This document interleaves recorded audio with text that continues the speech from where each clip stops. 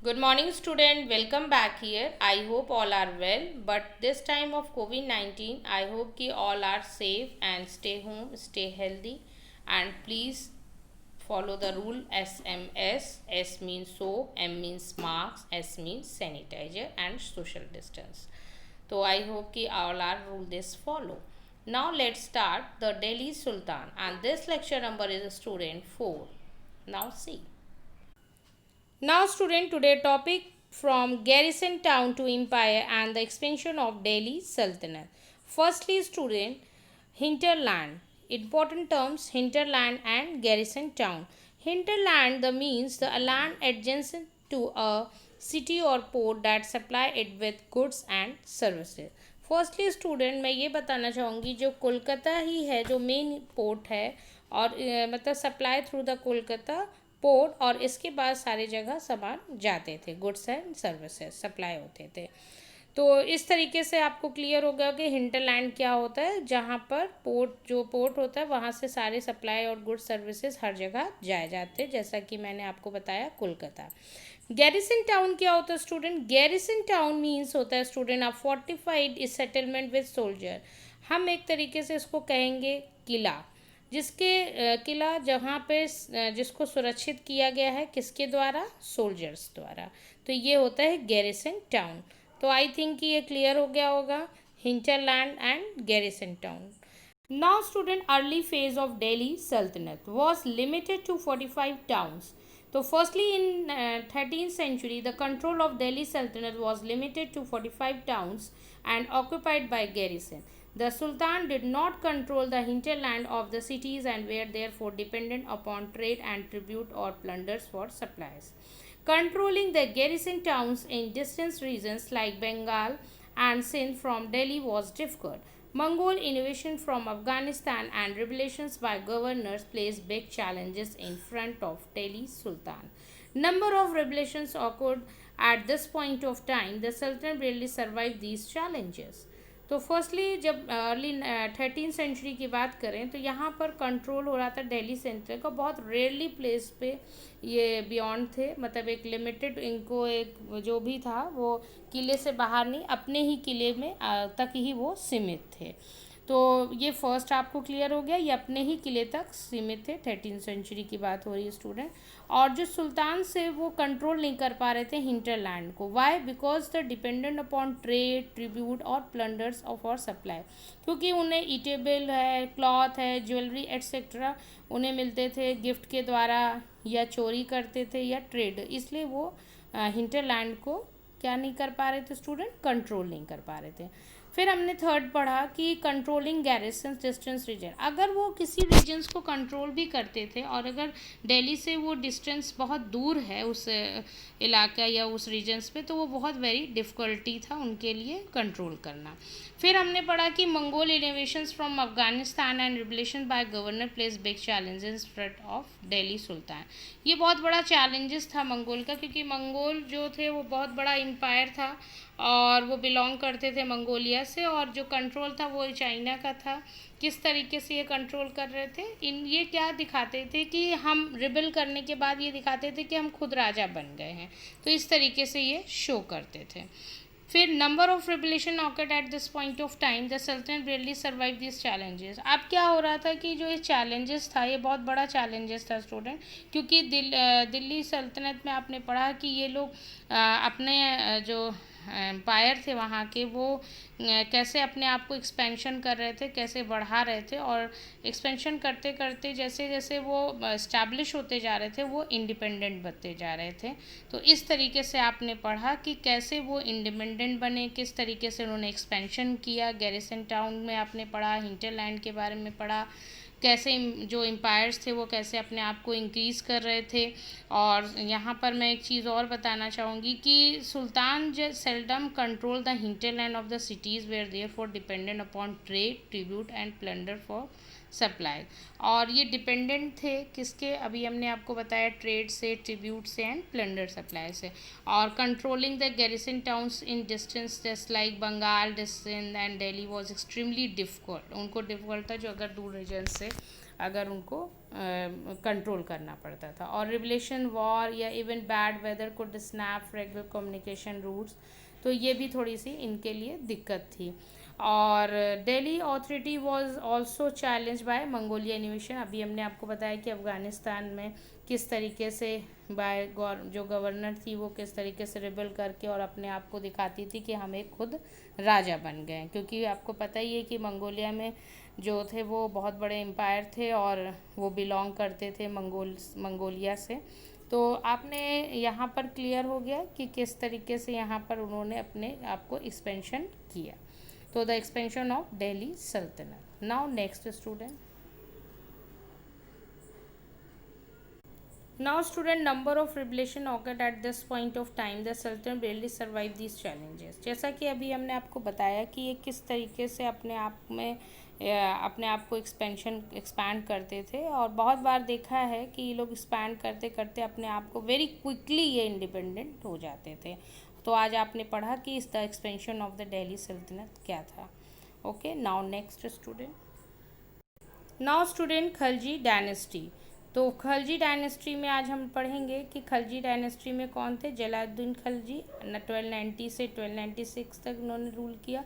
फिर आए अलाउद्दीन खिलजी जिन्होंने 1296 से 1316 तक इन्होंने अपनी वर्क किया। तो यहाँ पर हम बताना चाहेंगे कि किस तरीके से इनकी रूलिंग हुई, क्या हुआ, ये चैलेंजेस आज हम लोग पढ़ेंगे।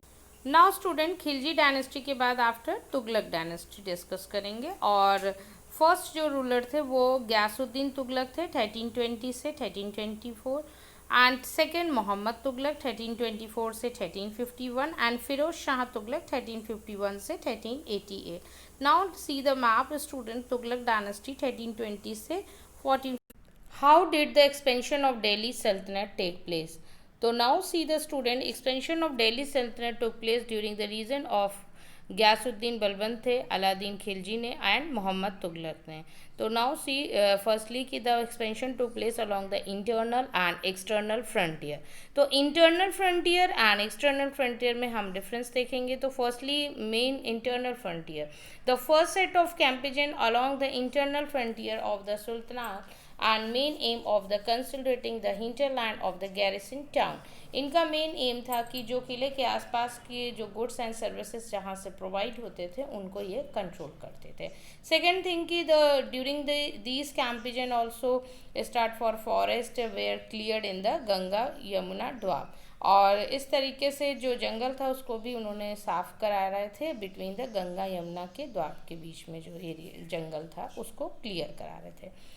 Hunter gather and pastoralists were expelled were from there land. और जो वहाँ पर रहते थे जंगल के आसपास, जैसे हंटर गैदर और पेस्ट्रेस और वेयर एक्सपेल्ड कर दिया उनको, और इस तरीके से फ्रॉम देयर लैंड। तो land was brought under the cultivation. और ये लैंड जो है, these land were given to peasant, और जो लैंड थी उसको पीजेंट को दे दिया। किस पर्पस के लिए? एग्रीकल्चर वॉज इंक्रेज हो, और इस तरीके से एग्रीकल्चर वहाँ पर इंक्रीज हो और ज़्यादा अच्छे से ट्रेडिंग हो, ये सारी प्रमोट किया। And new fortresses and towns were establish also. तो इस्टेब्लिश क्या किया इसमें, जो mainly to protect the trade routes. पहले तो आपने देखा कि मेन इनका एम था कि ट्रेड के जो रूट्स को उसको प्रोटेक्ट करना था, और प्रमोट कर रहे थे वो रीजनल ट्रेड्स को। तो पेस्ट्रेस स्टूडेंट क्या होता है, जहाँ पे मैंने बोला हिंटरलैंड एंड पेस्ट्रेस, पेस्ट्रेस जो चारवाए होते हैं उन्हें कहा जाता है, और उनको पूरी तरीके से एक्सपेल्ड कर दिया इन देयर हैबिटेट। फिर second thing external frontier. External frontier में क्या है स्टूडेंट, यहाँ पर मिलिट्री जो एक्सपेंडिशन था वो इनटू साउदर्न इंडियन में भी स्टार्टेड हो गया। मतलब सेकेंड एक्सपेंशन जो हुआ वो occurred along the external frontier of the सल्तनत। तो military expedition into a southern Indian में स्टार्ट हुआ। Southern Indian started during the reason of Alauddin Khalji ने किया, और उसको और अच्छा और क्लुमिनेटेड किसने किया? मोहम्मद तुगलक ने भी किया। तो अलाउद्दीन खिलजी के साथ साथ दूसरे किलोमीटर कौन थे? जो मोहम्मद तुगलक थे। तो इन देयर कैंपेजन एंड सल्तनत आर्मीज, उन्होंने इन सल्तनत की जो आर्मीज थी वो कैप्चर कर रहे थे elephant, horses, slaves and carried away precious matter. तो ये यहाँ पर आपने देखा कि किस तरीके से एक्सटर्नल फ्रंटियर में वर्क होता है और किस तरीके से internal frontier. Now next, now student from garrison town to empire the expansion of Delhi सल्तनत के बाद हम लोग नेक्स्ट टॉपिक पढ़ रहे हैं कि बाय द एंड क्या हुआ ऑफ मोहम्मद तुगलक रेन, जब उनका शासन खत्म हो गया 150 years after the somewhat humble beginnings and the armies of Delhi sultanate had march across a large part of some continent. और इंडिया में सारे जो भी एरियाज थे वो अपना जल्दी से जल्दी क्विकली वो इंडिपेंडेंट हो जाते थे और एक्सपैंड कर लेते थे और कब्जा करते चले जा रहे थे। और they had defeated rival the armies and seize and cities, अगर वो उनके कोई भी जो दुश्मन हुआ करते थे उनको हरा कर और उसको भी अपना कब्जा कर लेते थे। और यहाँ पे एक चीज़ और हम बताएंगे कि जो दिल्ली सल्तनत थे वो कलेक्टेड करते थे taxes from peasantry and dispenses justice and its relief. और इस तरीके से वो जब टैक्सेस और ये सारी चीज़ें कलेक्शन करते थे और जल्दी से जल्दी वो अपने आप को एक्सपैंड कर लेते थे और सेल्फ डिपेंड बन जाते थे। और जब बहुत ज़्यादा उनके पास पैसा जाता था तो अपना वो आर्मी और हर चीज़ को कंट्रोल कर लेते थे और इस तरीके से वो कब्जा कर रहे थे। लेकिन but how complete and effective was it control, वो किस तरीके से कब्जा और कंट्रोल हर चीज़ कर रहे थे over such a vast territory, और इस तरीके से उन्होंने तो काफ़ी एरिया को कब्जा किया था। Now let's see student Delhi सल्तनत का हम लोग देखेंगे मैप। नाउ स्टूडेंट सी कि but how complete and effective was it's control over such a vast territory. आप देखिए पूरा का पूरा इन्होंने कंट्रोल किया दिल्ली सल्तनत ने, और किस तरीके से इन्होंने इसमें। Now see student, you can see that in this figure 2 Kuwait al-Islam mosque and minaret built during the last decade of 12th century। 12th century में इसे बनवाया गया था and this was the congregation mosque was the first city built by the Delhi Sultans के द्वारा। Okay, now let's see student, I am already discussed कि this was the congregational mosque of the first city built by the Delhi Sultan। Delhi Sultans ने इन्हें बनवाया था and described in the chronicles as Delhi Ayakuna, और ये old city में पड़ता था स्टूडेंट दिल्ली आयकुना। और the mosque was in large, इसको बढ़ाया गया बाय इल्तुतमिश एंड अलादीन की खिलजी द्वारा। And the minar was build by two sultans Qutbuddin Aibak and Iltutmish. Now next now student the masjid, मस्जिद में a mosque is called the masjid in Arabic words. ये Arabic word है, literally a place where a Muslim process in reference to Allah. और ये अपना पूजा करते हैं किसकी, अल्लाह की, अल्लाह का नाम लेते हैं। और इन कॉन्ग्रेशन मॉस्क द मस्जिद आई जामी और जामा मस्जिद, ये बड़े बड़े मस्जिद हैं। और मुस्लिम रीड द प्रेयर, यहाँ पर प्रेयर करते हैं, नमाज करते हैं, टुगेदर होते हैं, सब लोग साथ में मिलकर करते हैं।